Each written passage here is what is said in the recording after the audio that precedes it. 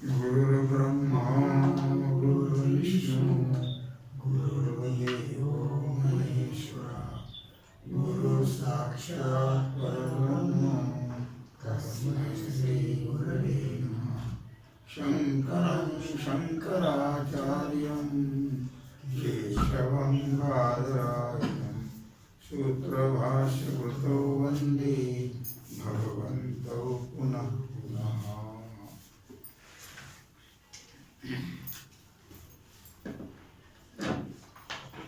विचार सागर रहस्य तरंग 5वा, हेडिंग 30वे, महावाक्य उपदेश प्रकार, पाठ क्रमांक 61।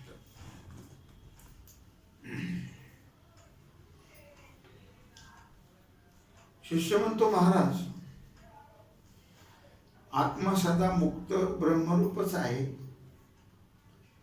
मग श्रवणादी ज्ञान साधने कशाला सांगितली? कळलं का? आत्मा तर सदा मुक्तच आहे, ब्रह्मरूपच आहे, मग हे श्रवणादी साधन जी सांगितली ती कशा करता सांगितली? श्रीगुरु म्हणतात, आत्मा ब्रह्मरूपच आहे खरं, पण आत्मा ब्रह्मरूप नाही असा ज्याला भ्रम आहे. कळलं का?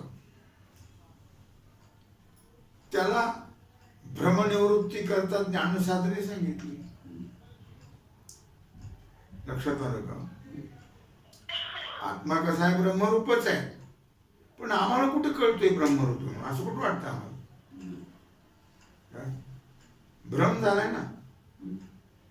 आत्मा वेगळा, ब्रह्म वेगळं, काय असं मग त्याला भ्रमनिवृत्ती करता साधन श्रवणादी करावी लागते. श्रवणादी साधन केल्याशिवाय भ्रमाची निवृत्ती होणार नाही. आणि ज्यांचा भ्रमनिवृत्त झालेला आहे अशा जीवनमुक्त विद्वानाचा आत्मस्वरूपाबद्दल काय निश्चय असतो ते तुला सांगतो, ऐक. वंध्या पुत्राप्रमाणे प्रपंच नाहीच. वंदीला मुलगा आहे का? नाही. तसा प्रपंच नाहीच. कळलं का? म्हणून त्याचा करता ईश्वरही नाही. नाही त्याचा करता ईश्वर कसा असेल? अज्ञान किंवा अज्ञान कार्य ही साक्ष नाहीत. कळलं का? म्हणजे साक्षीचे विषय नाहीत. अज्ञान किंवा अज्ञान कार्य हे साक्षीचे विषय नाही. म्हणून आत्म्याच्या ठिकाणी साक्षी भाव नाही. आत्म्याच्या ठिकाणी साक्षी भाव नाहीये. देहादी दृश्य पदार्थ नाहीत, म्हणून आत्मा दृष्टाही नाही. कुटस्थ चैतन्याला साक्षी आणि दृष्टा म्हणतात. कुटस्थ चैतन्याला साक्षी आणि दृष्टा म्हणतात, परंतु ते म्हणणे साक्ष नाही. कळलं का? ते म्हणणं साक्ष नाही म्हणजे साक्षीचे नाहीये ते म्हणणं.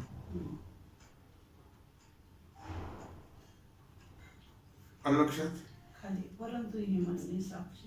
व दृश्य पदार्थ आहेत असं मानलं असता, साक्ष व दृश्य पदार्थ आहेत असं मानलं असता, त्यामुळे साक्षी व दृष्टा असा व्यवहार कुटस्थाच्या ठिकाणी होतो. लक्षात आलं का? काय म्हटलं त्याने की देहादी दृश्य पदार्थ नाहीयेत, म्हणून आत्मा दृष्टाही नाही. हे दिसणार सर्व आहे का? नाही. म्हणून आत्मा दृष्टा कुटस्थ चैतन्याला साक्षी आणि दृष्टा म्हणतात. परंतु ते म्हणणं साक्ष व दृश्य पदार्थ आहेत असं मानलं असता. त्यामुळे साक्षी व दृष्टा असा व्यवहार कुटस्थाच्या ठिकाणी होतो. जर हे दृश्य पदार्थ आहेत असं मानलं तर, ते मानलं नाहीत तर नाहीत म्हणजे साक्षित्व आणि दृष्टत्व भाव नाही, ते नाही. ते मानल्यामुळं आहेत, मानले नाही तर नाहीत. आत्मस्वरूपाचा निषेध होत नाही. कारण मानले नाहीत म्हणजे साक्षित्व आणि दृष्टत्व हे भाव जातात. आत्मस्वरूपाचा निषेध होत नाही. जर बंध असावा तर बंध निवृत्ती रूप मोक्षही असावा. बंध असेल तर मोक्ष, बंधच नाही तर मोक्ष कसला? सापेक्षिक आहे ना बंध मोक्ष. बंध मुळीच नाही म्हणून मोक्षही नाही. अज्ञान असतं तर त्याचा ज्ञानाने नाश झाला असता. कळलं का? अज्ञान असतं तर ज्ञानाने नाश, अज्ञानच नाही म्हणून त्याचं नाशक ज्ञानही नाही. अशा त्या विद्वानाच्या निश्चयामुळे कर्तव्य बुद्धीचा त्याग झालेला असतो. कारण इह परलोकातील विषय तुच्छ आहेत. कळलं का? या लोकातले आणि परलोकातले म्हणजे स्वर्गातले विषय तुच्छ आहेत म्हणून त्यांच्या प्राप्ती करता काही कर्तव्य नाही. तर मग कशाला प्रयत्न करायचे? तसं आत्म्याच्या ठिकाणी बंध नाही आहे म्हणून मोक्ष प्राप्ती करता काही कर्तव्य नाही. कारण बंधच नाही तर मोक्ष कशाला झालाय? बांधलंच नाही तर सोडायचं कशाला? बांधलं असेल तर सोडा, पण बांधलं नाही तर सोडण्याची गरज नाही. असा जीवनमुक्त विद्वानाचा निश्चय असल्यामुळे त्याच्या कर्तव्यात्मक बुद्धीचा त्याग झालेला असतो. कर्तव्य नाहीच आणि तो सर्वथा कृतकृत्य आहे. लक्ष, बंध नाही म्हणून मोक्ष नाही, मग कशाला प्रयत्न करत त्याच्याकरता? असा असतो त्यांचा निश्चय जीवनमुक्त महात्म्याचा, विद्वानाचा. आणि म्हणून त्यांना कर्तव्यात्मक बुद्धी नाही, त्याचा त्याग झालेला असतो. त्यांना काय करायचं नाही काही. नाहीच तर कशाला करायचं? बंध नाही तर मोक्षाकरता प्रयत्न कशा करता? बंध नाही तर मोक्षही नाही.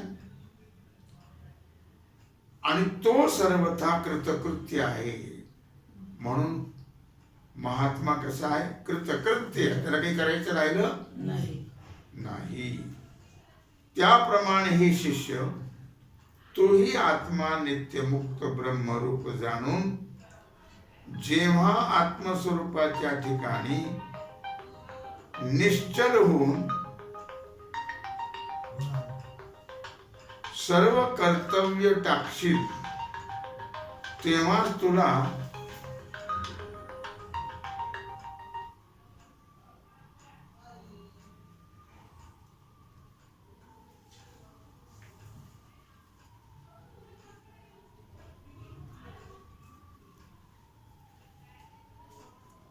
कळलं का? चालू असताना कशाला कुठे करायची मध्ये?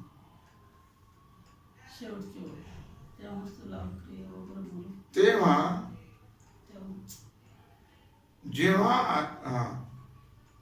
त्याचप्रमाणे हे शिष्य तोही आत्मा नित्यमुक्त ब्रह्मरूप जाणून जेव्हा आत्मस्वरूपाच्या ठिकाणी निश्चल होऊन सर्व कर्तव्य टाकशील, कळलं का? तेव्हाच तुला अक्रिय व ब्रह्मरूप विदेय मोक्ष प्राप्त होईल.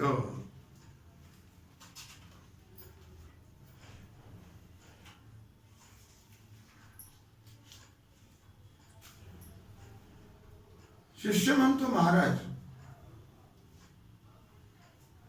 धर.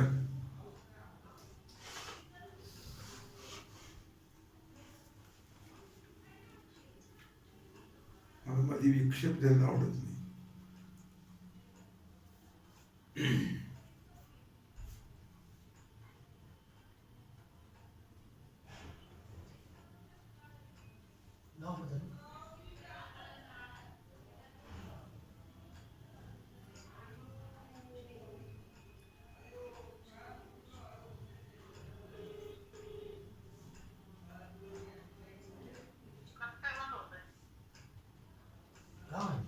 चालू आहे.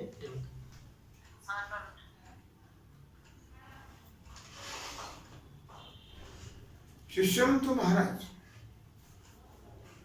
आपल्या उपदेशाचा विचार केला तर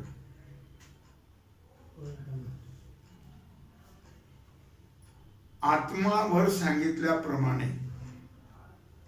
निश्चय होण्यापूर्वीही नित्यमुक्त ब्रह्मरूपच आहे. आपल्या उपदेशाचा विचार केला तर आत्मावर सांगितल्याप्रमाणे निश्चय होण्यापूर्वी सुद्धा नित्यमुक्त ब्रह्मरूपच आहे. मग श्रवणादी साध्य कशाला? जर आत्मा ब्रह्मरूपच आहे, निश्चय होण्याच्या अगोदर आहेच तो, मग श्रवणादी साधन कशा करता? हे पुन्हा पुन्हा मला शंका येते हो. श्रीगुरु म्हणतात पुन्हा पुन्हा उत्तर तेच की ज्ञानाचे पूर्वी आत्म्याला मिथ्यात्व करता भोगता मानून सुख प्राप्ती आणि दुःख निवृत्ती करण्याकरता जीव अनेक साधने करून त्याच्यापासून क्लेश भोगत असतो. आणि जेव्हा ब्रह्मविद आचार्यापासून जे ज्ञानी आचार्यापासून गुरुपासून वेदांत वाक्य उपदेश प्राप्त होतो तेव्हा महावाक्य उपदेश प्राप्त होतो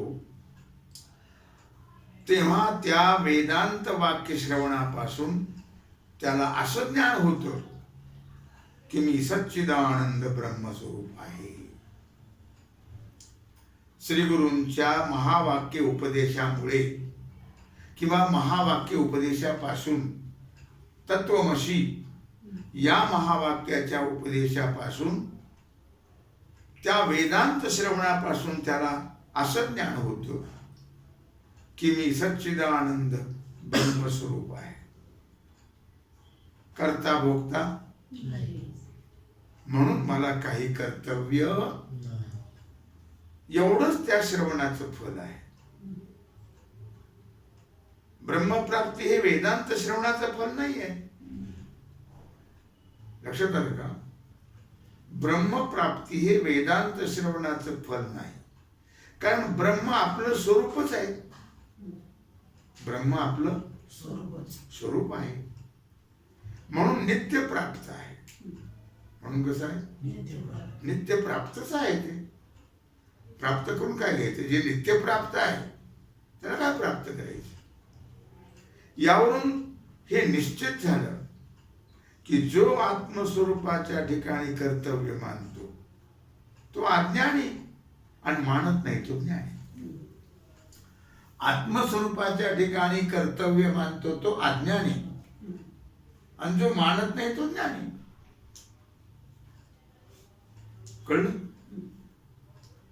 आत्मस्वरूपाच्या ठिकाणी कर्तव्य नाहीच आहे. एक अखंडित अदृश्य रूप रहित, एक अखंडित अदृश्य रूपरहित निष्पाप अजन्म असं ब्रह्मस्वरूप आहे.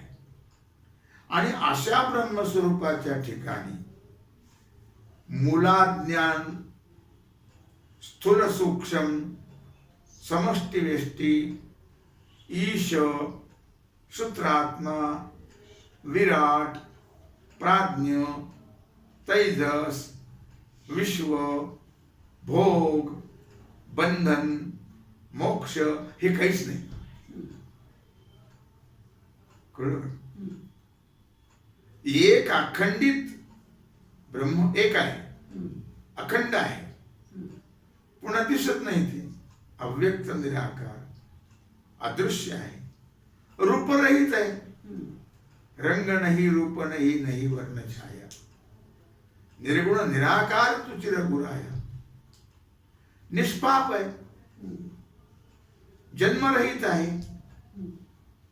ब्रह्मस्वरूपाच्या ठिकाणी मूलाज्ञान, काय स्थूल स्वरूप, स्थूल सूक्ष्म, समष्टी व्यष्टी, ईश, सूत्रात्मा, विराट, प्राज्ञ, तैजस, विश्व, भोग, बंधन, मोक्ष वगैरे काहीच नाही ब्रह्मस्वरूपाच्या ठिकाणी. कळलं का? परंतु त्याची प्रतीती होते ती मात्र ब्रह्मस्वरूपातच होते. त्याची प्रतीती जी होते ती ब्रह्मस्वरूपात होते. या सगळ्यांची स्वप्नामध्ये भोगता भोग्य किंवा भोग हे काहीच आहे का? काहीच नाही. स्वप्नामध्ये भोगता नाही, भोग्य नाही, भोग नाही, काहीच नाही, त्रिपुटीच नाही. परंतु बुद्धीत हे सर्व विचित्र उत्पन्न होत. स्वप्नात नाही पण बुद्धीत उत्पन्न होत. त्याचप्रमाणे जागृतीमध्ये जो प्रपंच भासतोय हा प्रपंच भास आहे, मिथ्या आहे. कळलं का? जागृतीमध्ये जो प्रपंच भासतो तो सर्व बुद्धीचा विलास आहे. विलास म्हणजे कार्य. लिहून ठेवा. हा बुद्धीचा काय आहे? विलास आहे. विलास म्हणजे कार्य आहे बुद्धीचं. तीच बुद्धी सापडलं का तुला? तीच बुद्धी झोपेमध्ये लीन झाली असता. बुद्धी झोपेत लीन असते. सर्व भेद नाहीसा होऊन आत्मचिन्मात्रता मात्र राहते. फक्त आत्मचैतन्यच राहत, बाकी काहीच राहत नाही. सगळे भेद नष्ट होतात. कुठे? झोपेमध्ये. यावरून बुद्धी कल्पित पदार्थांचे, बुद्धीनं एक मांडलेले कल्पित पदार्थ आहे, त्या पदार्थांचं बुद्धीच प्रकाशन करते. कळलं? बुद्धीने कल्पिलेले जे पदार्थ आहेत त्याचं प्रकाशन बुद्धीच करते. हे शिष्य असा ज्यांच्या अंतःकरणात ज्ञानाचा प्रकाश झालेला आहे त्याचा सर्व अज्ञान अंधकार जाऊन असं ज्ञानात ज्ञान झालेलं आहे ज्यांच्या अंतःकरणामध्ये, त्यांच्या ठिकाणी अज्ञानाचा अंधार राहत नाही. तो अज्ञानाचा अंधार जाऊन तो सदैव असंग, अद्वितीय, एकरस, स्वयंप्रकाश असा ब्रह्मरूप होतो. ब्रह्म कसा आहे? सदैव आहे, असंग आहे, अद्वितीय आहे, एकरस आहे आणि स्वयंप्रकाश आहे. असा ब्रह्मरूप तो होतो. असे ब्रह्म. आणि तो ब्रह्मरूप होतो कोण? ज्ञानी. त्याच्या निश्चयामध्ये वास्तविक मागे काही झालं नाही आणि पुढं काही व्हायचं नाहीच काही, असं त्याचा निश्चय आहे ज्ञानाचा. मागे काही झालं नाही, पुढे काही होणार नाही. नाहीच तर काय होणार आहे? मनोरथ विलास मात्र सर्व जगत आहे. काय? मनोरथ, मनाचं कल्पना केलेलं काय? हे सर्व जगत आहे. ही सगळी मनाची कल्पना आहे, जगत नाही आहे. मनाने केलेली कल्पना आहे. कारण मन नेहमी संकल्प विकल्प करतं का नाही? म्हणून कोणत्याही पदार्थाच्या प्राप्तीची किंवा निवृत्तीची इच्छा होत नाही. आणि नाहीच कशाला होईल? नाही त्याची इच्छाही होणार नाही. काय प्राप्तीची, आणि नाही त्याच्या निवृत्तीची बी इच्छा होणार नाही. याचा अर्थ तो भोजनाधिक व्यवहार करीत नाही असं नाही. भोजन तर करावं लागेल शरीर चालण्याकरता. काय मग तो कानाने ऐकतो, जिभेने स्वाद घेतो, त्वचेने स्पर्श जाणतो, नाकाने वास घेतो, वाणीने बोलतो, हाताने घेणं देणं करतो, गुदद्वाराने मलत्याग करतो, कळलं?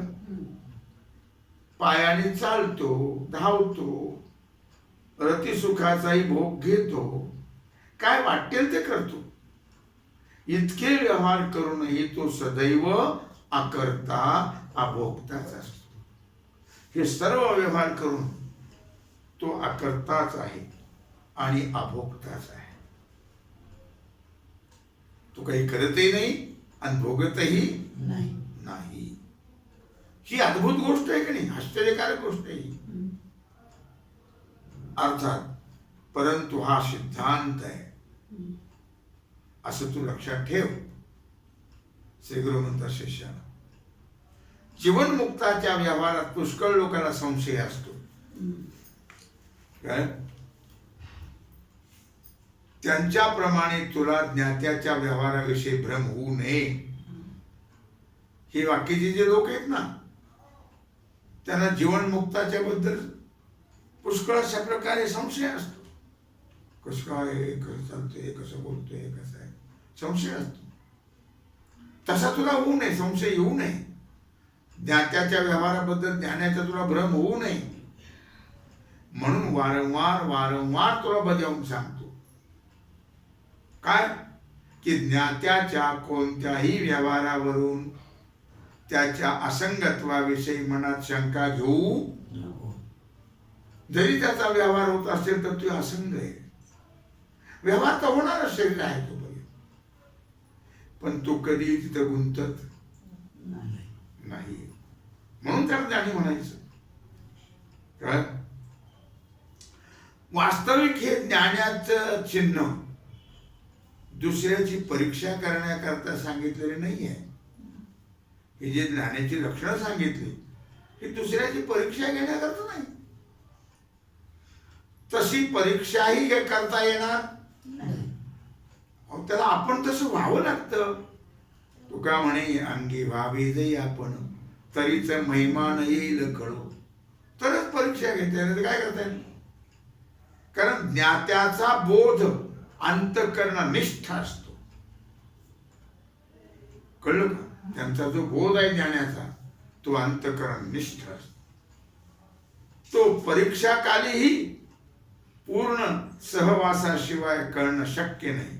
त्याला संतांचं सानिध्यच करावं लागेल, तेव्हा सहवास करावा लागेल, तेव्हा ते कळेल. एरवी कळणार नाही. ही आहे ज्ञात्याची लक्षणं, चिन्ह. साधकाने अभ्यास करत असताना आपल्या ठिकाणी आले आहेत की नाहीत ही लक्षणं ज्ञानाची साधकाने अभ्यास करत असताना आपल्या ठिकाणी आलेत की नाही हे पाहण्याकरता सांगितलेली आहे. परीक्षा घेण्याकरता नाही, आपल्या ठिकाणी आलेत की नाही हे पाहण्याकरता ज्ञानाची लक्षणं सांगितली. व अशी लक्षणं आपल्या ठिकाणी आहेत का याच्याकडे हे सर्व लक्षात न आल्यामुळे हे वर्म लक्षात न आल्यामुळे पुष्कळ लोक ज्ञात्याच्या व्यवहारावर कुत्सित टीका करीत असतात. कुत्सित भावने ते त्यांचं बुद्धिमांदी आहे, त्याला काय करणार, करू ते केले तर काय बिघडणार आहे त्यांचं ज्ञानाचं. ज्ञात्याचा काय निश्चय सांगावा. अरे बाबा, आपल्या विषयाच्या ठिकाणी व्यवहार करणारी इंद्रिय मी नाही, त्यांचा निश्चय असतो. इंद्रिय मी नाही किंवा इंद्रिय माझीही नाही, म्हणून त्यांच्या व्यवहाराचा माझ्याशी संबंध नाही. इंद्रिय विषयांचा भोग घेवत नाही तर त्याग करत मी असंग आहे, कुटस्थ रूप आहे. ही आहे ज्ञात्याची स्थिती. हे शिष्य लोकदृष्टीने तो करता भोगता जरी दिसत असेल तरी दृढ बोधाच्या निश्चयाने तो करता नाही, भोगताही नाही. तो अकर्ता आहे, अभोक्ता आहे. हे केव्हाही विसरता कामा विसरू नकोस. आणि तोही अशाच प्रकारचा निश्चय करून कृतकृत्य हो. तू अशा प्रकारचा निश्चय कर आणि कृतार्थ हो. उगी कुठ्याने करत बसू नको. ज्ञानाची लक्षणं परीक्षा घेण्याकरता नाहीये, तर ती आपल्या ठिकाणी आलेत की नाही हे पाहण्याकरता ज्ञानाची लक्षणं आहेत.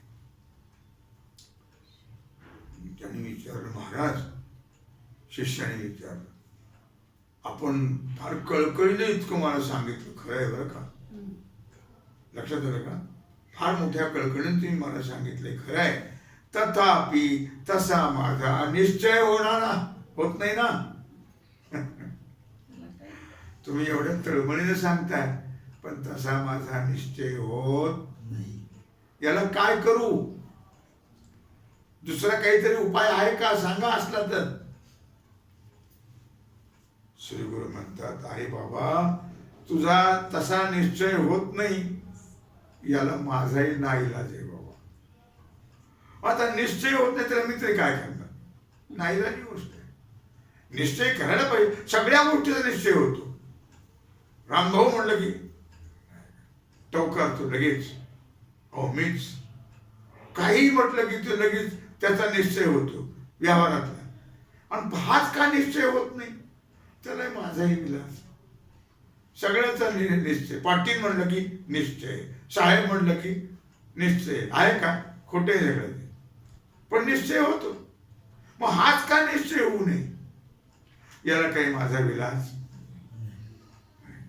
नाईलाजी गोष्ट आहे. बरं, तुला आता ब्रह्मज्ञानाकरता लय चिंतनाचा प्रकार सांगतो. त्याने जरी तुझा निश्चय जात झाला, काय तुझा असा निश्चय होत नाही ना. पण तुला आता मी ब्रह्मज्ञानाकरता काय सांगतो? लय चिंतन. ते लय चिंतन कसं आहे? कशाला लय चिंतन म्हणतात? कसं लय चिंतन करायचं आहे? तो भाग आणि आजची सेवा भगवत चरणी समर्पित करून लय चिंतनाचा जो भाग आहे तो मी तुला उद्या सविस्तर सांगेन. पुंडलिक वरदे अरविंद श्री ज्ञानी